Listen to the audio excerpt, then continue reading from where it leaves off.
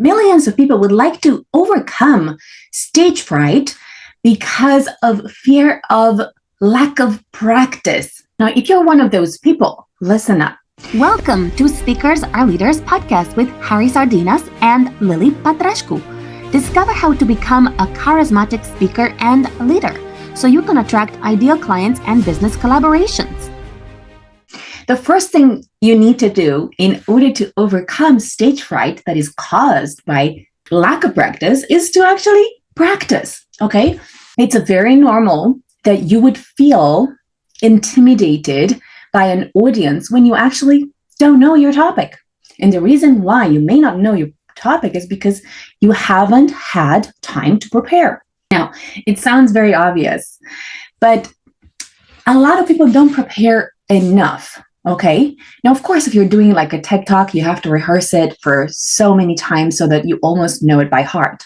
If you're doing a presentation for work, you have to at least glance over it a few times to kind of get the main idea. If you're doing a sales presentation, you do have to know it quite a lot. So it's important to practice. I mean, there's no way around not practicing. Don't practice like Harry. That is an event. This is my practice. The night before the event. So then I arrived to the event without sleeping.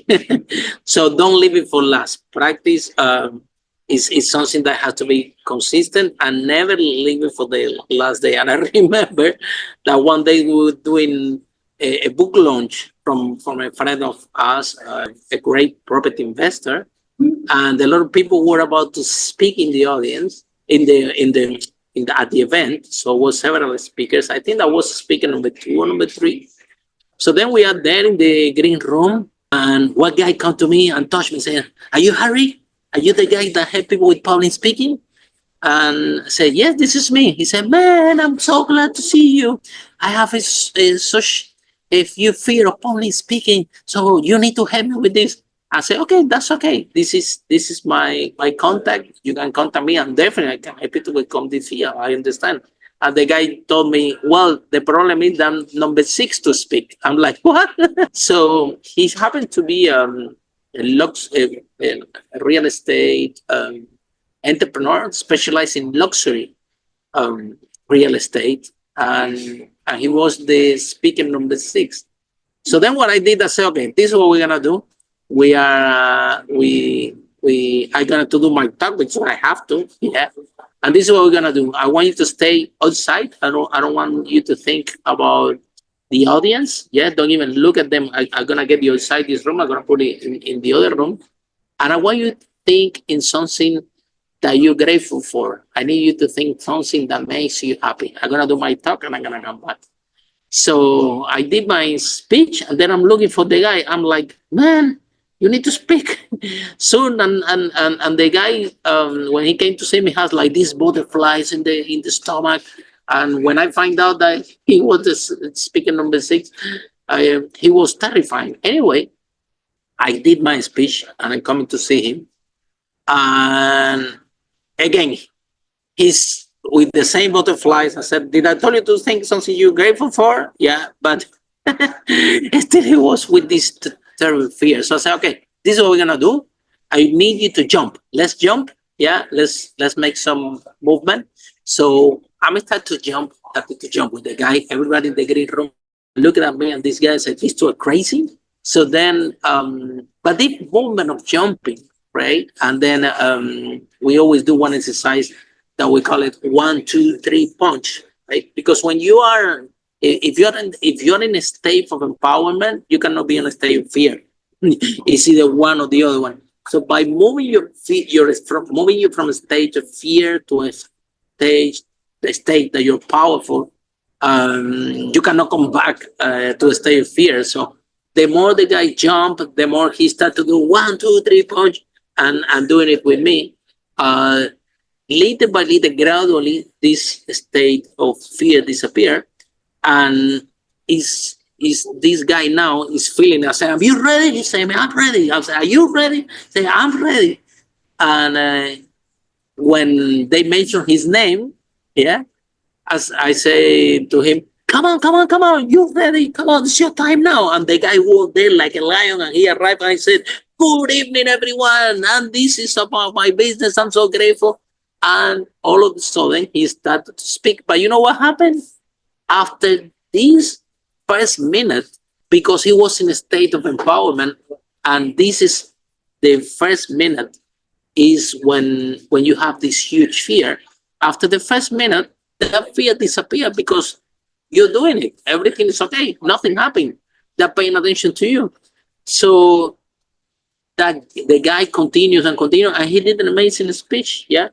And he was so grateful. Yeah, he was hugging me in back of stage, and he was so happy.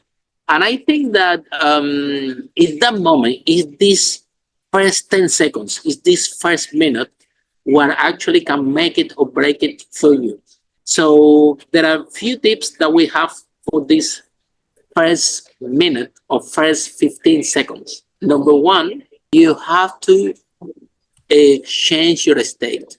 And this happened back the stage. See, Tony Robbins used trampoline. Yeah, he jumps in trampoline.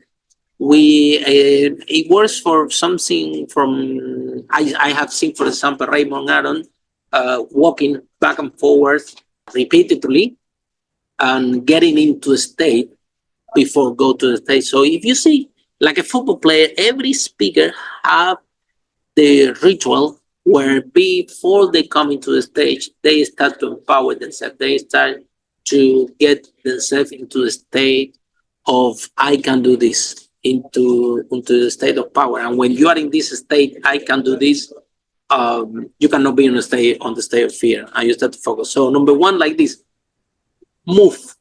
You have to move. You have either jump or do 1, 2, 3 punch movement. It will be a great part of it. Second one that we recommend is to, like Lily said, do an empowering affirmation. Yeah. When mention empowering words like 1, 2, 3 punch, I'm ready. 1, 2, 3 punch, I'm ready. So the more you tell to yourself, you're ready, you cannot be scared because you're already conditioning your mind to be ready. Yeah. And number 3 is when you welcome to the stage and you're there, just breathe in, breathe out, and scan the audience, because that silence is gonna make it's gonna be so powerful for you. It's gonna be so powerful that you cannot even imagine what is the power of this long pause. This long pause, it will generate a lot of the side of the audience. It's like, oh my God, what is gonna say? And for you, it will allow you to breathe in. So when you breathe in and breathe out, the oxygen come to your brain, and that would facilitate that you don't forget things. When people said, no, my mind was in blank, I forgot everything, it's because that fear, one of the stage of, if you're in a state of fear, your breathing is different, and very little oxygen go to your brain. And that's the main reason why you forget and you go blind. But if you arrive there, I can do this, you land on the stage, you breathe in and you breathe out, now all this power go there, and the clarity, and you have clarity on your mind. So this is this is my tips that I can give you to overcome that fear of public speaking. Now, one thing that any entrepreneur needs is to figure out how to do a great speech, even if you haven't prepared. If you haven't prepared, you need to come up with a strategy for any speech where you haven't prepared. And I think right now, because we have ChatGPT, which is an AI tool that you can just register, and then you can give a prompt to ChatGPT to give you some ideas about the potential topic you're going to cover. So at least you have like a little outline about what you can possibly say.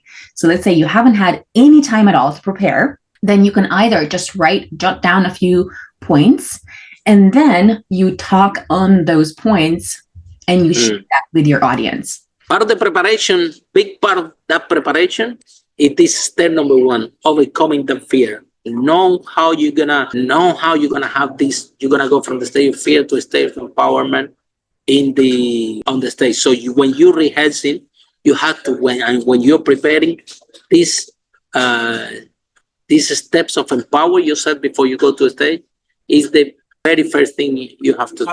The other thing that Lily is covering, yes, when preparation comes, is you have to rehearse. So Lily, I'm the audience of Lily sometimes, and Lily talks and delivers the speech. You know what? Also, you can do.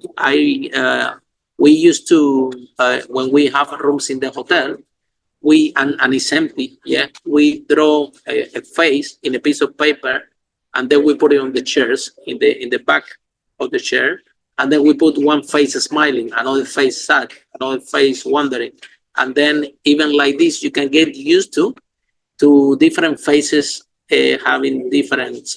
Some of them smiling, some of them worrying, some of them sad, and that also can train you for that preparation that you need to do. And then, yeah.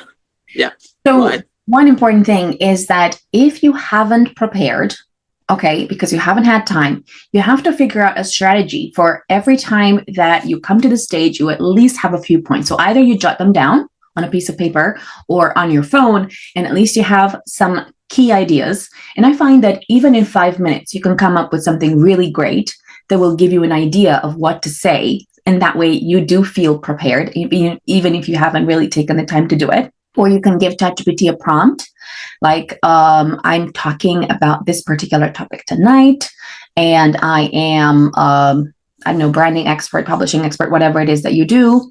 And I'm going to cover this particular niche topic.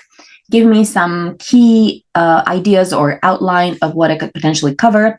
And also give me for each of those ideas some subpoints that I could cover. And that way you have almost like a big skeleton of an entire speech that you could present. And if you were to glance at it a few times, you could have it almost like get the main idea of what to present. And that way you feel like you have prepared, even if you really haven't. Okay. Because if you are going to be like not knowing a structure, and if you don't know your structure, if you don't know what you're going to cover, and the whole thing kind of feels chaotic, then yes, you are entitled to be afraid. Because to sum up, public speaking is a skill. The more you practice, the better you become. There is nothing talented, after I do all the speeches and Lily, the audience come to us and tell us, wow, Harry and Lily, you're amazing. How you do this? You're great speakers. And the answer that we always say to the audience is that, guys, we have done this 1,000 times. That's why it come out is so good. And that's why you enjoy it so much. So the more you practice, the better you become, because public speaking is a skill. It's like driving or swimming. When you go to learn how to drive, yeah, at the beginning, when you're driving, you cannot drive so well. But if you practice enough, yeah, Lily need to practice driving. If we practice a lot, you will develop this skill to the point that even some of you, even that is not allowed, speak on the phone while you're driving, correct? Same thing with swimming. When you go, it doesn't matter how many books you read about swimming. If you don't jump to the pool and you start to swim, and you don't develop the skills, you will never will swim, because there are skills based. So public speaking is a skill. The more you practice, the better you become. So that preparation, that practice is what is going to make you better, and we help you to become. Yeah. Follow us for more charismatic speaker and leader tips.